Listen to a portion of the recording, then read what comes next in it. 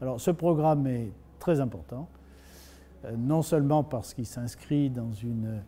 stratégie d'aide au développement de la France, et nous sommes très honorés de la confiance qui nous est faite pour être le pilote de ce programme,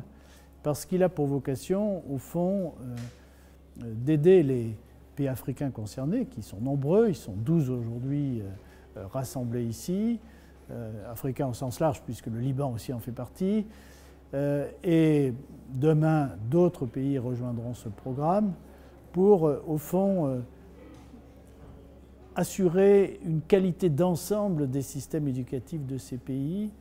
d'une façon très originale, qui ne correspond pas à ce qu'on fait d'ordinaire en termes de programmes de formation, mais qui est destiné à construire des plateformes permettant aux différents pays de disposer de tous les outils pour améliorer la qualité de leur système éducatif. Et ça, c'est essentiel, et c'est évidemment au cœur de notre propre stratégie, parce que l'Agence universitaire de la francophonie n'a d'autre vocation que d'aider les universités membres, et d'une façon générale à travers les universités et leur rôle dans la formation des maîtres notamment, que d'assurer cette qualité des systèmes éducatifs à tous les niveaux, primaire, secondaire, supérieur. Et ce qui est très important dans le programme Apprendre, et ce premier séminaire en est une très belle manifestation, c'est d'abord de libérer la parole des acteurs de ces systèmes éducatifs pour poser avec eux le bon diagnostic, sortir, je dirais, un petit peu des visions toutes faites,